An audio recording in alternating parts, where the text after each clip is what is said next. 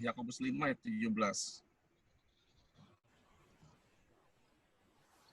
Dikatakan begini, Elia adalah manusia biasa sama seperti kita, dan ia telah bersungguh-sungguh berdoa supaya hujan jangan turun tahun dan 6 bulan. Nah, kalau kita baca ini selalu dipakai untuk berdoa di atasnya tentang doa orang benar, besar kuasa dan sebagainya. Tetapi yang menarik adalah dikatakan bahwa manusia biasa sama seperti kita. Nah,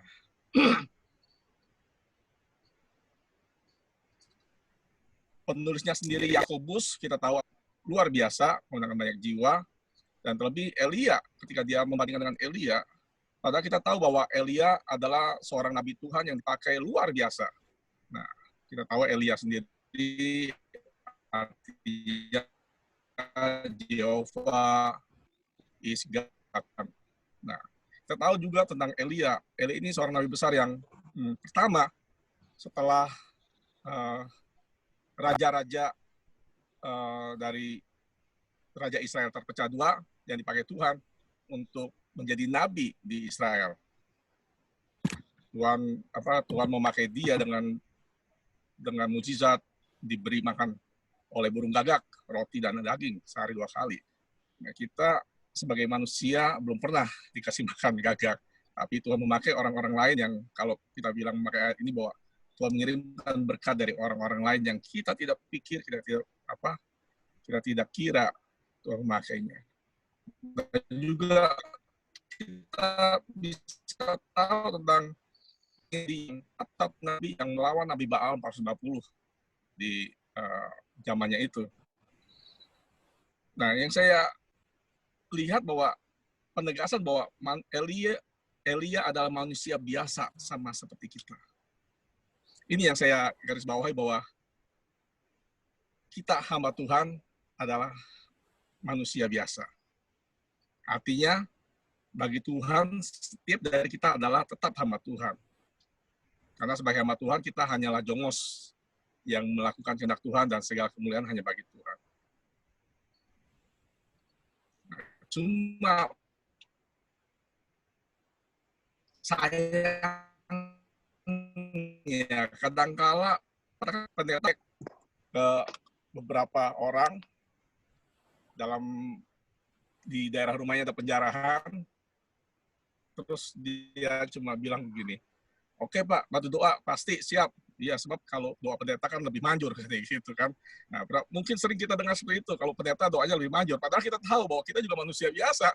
Kalau mungkin ada di rumah kita juga agak deg-degan juga, memang berdoa, tapi kan agak was-was juga. Nah, kita diingatkan bahwa kita juga manusia biasa. Kita yang punya ada rasa emosi, punya frustasi, punya stres, depresi, dan burmis. Dan saya ada pastor juga yang orang bule, sama posisinya. Pada saat dia mengalami stres, depresi, ya tetap stres, depresi. Bahkan mereka yang teman saya ini, pendeta ini, dia bisa ungkapkan dengan enak gitu. Nah, kalau kita mungkin hamba Tuhan Indonesia agak sedikit jaim, mungkin agak sedikit ada pride, malu kalau ngungkapin dan sebagainya. Tapi kalau bagi gereja bule, pastor ini, teman saya ini, dia dengan luas sekali dia ungkapkan ke stresannya, masalahnya dan sebagainya. Tetapi walaupun demikian, kita dengar di tahun 2019 terutama September itu banyak sekali pendeta-pendeta Amerika yang mega church yang bunuh diri dan sebagainya. Nah, ternyata kita tahu bahwa kita sebagai hamba Tuhan pun diingatkan bahwa kita hanya sebagai manusia. Nah, puji Tuhan kita punya komunitas hamba Tuhan. Salut dengan Pak Rene, dengan Pak Teni yang bisa menggabungkan hamba Tuhan. Sehingga pada saat ini, kalau kita punya stres, punya masalah, dan saya percaya kalau kita ungkapkan, kalau kita mencari kejelasan, perlu kita tetap jaga.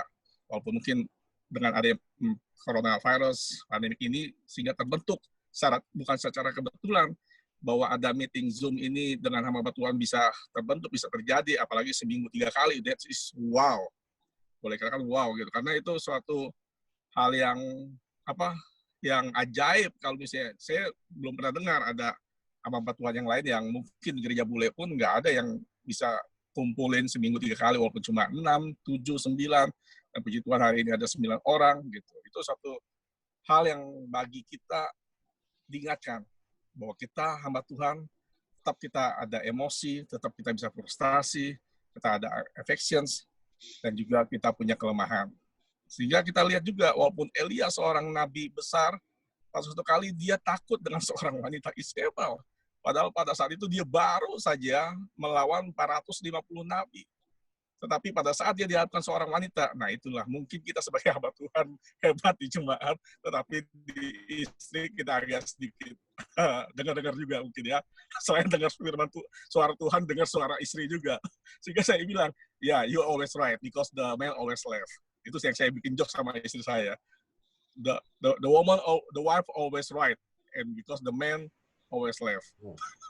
So ya, menghadapi hidup ini memang kita harus relax. Tapi kita juga perlu komunitas. Hamba Tuhan juga perlu komunitas untuk kita bisa sharing, bisa ketawa, bisa mungkin jok-jok yang aneh-aneh, yang maksudnya dengan firman Tuhan gitu dan sebagainya.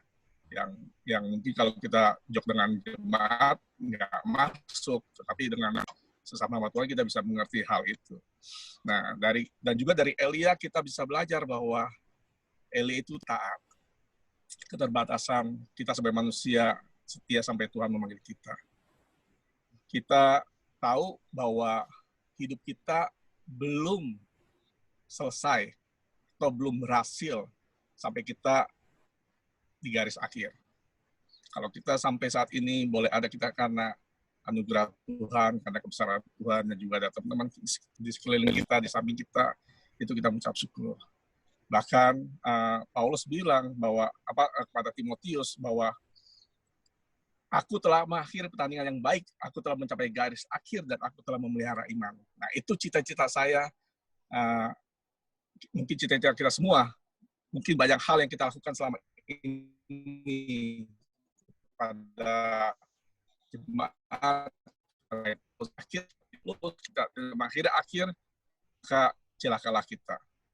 Boleh mungkin seperti gereja-gereja besar, mega church, mereka besar, punya ribuan, punya puluhan ribu jemaat.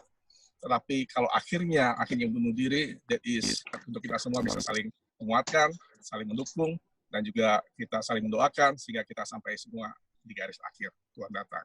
Tuhan berkati. Oke. Sorry Pak Ferry, sudah baru nyampe.